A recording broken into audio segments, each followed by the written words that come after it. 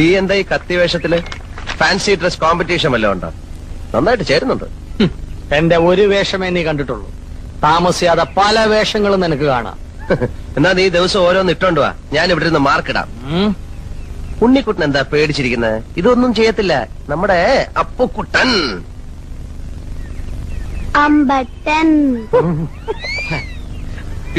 എടാ നീ കത്തി ഒളിപ്പിക്കണ്ട. നേപ്പാളി ഭാഷയിൽ അമ്പട്ടൻ എന്ന് പറഞ്ഞ അപ്പുക്കുട്ടൻ എന്നാ. എന്താ അശോകൻ അപ്പുക്കുട്ടൻ എന്നെ കാണാൻ ഇങ്ങോട്ട് വന്നത്?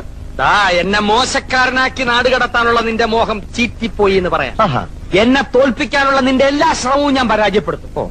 നീ ഇവിടെ സുഖിച്ച് ജീവിക്കാതിരിക്കാൻ വേണ്ടി ഞാൻ മരിക്കാൻ വരെ തയ്യാറായിട്ടാണ് വന്നിരിക്കുന്നത്. അപ്പുക്കുട്ടൻ പറഞ്ഞതുപോലെ ചെയ്യുന്നവൻ. അറിയാം, ഞാൻ കേട്ടിട്ടുണ്ട്. എന്നാ ബാക്കിയും കൂടെ കേട്ടോ.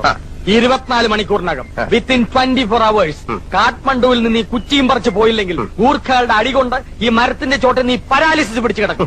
ആരേശ് മൂട്ടി അപ്പുക്കുട്ടനാണ് പറയുന്നത്. പിന്നെ നീ വിളിച്ചാലോടനെ വരാൻ ഗൂർഖകൾ നിന്റെ അളിയന്മാരല്ലേ? അതിലൊരുത്തൻ എന്റെ അളിയനായി. അവനെ വിളിച്ചോട് വേടാ. ഊശിയാക്കാതെ വാശിയോടാണ് പറയുന്നത്. ഞാനും വാശിയോടാ പറഞ്ഞത്.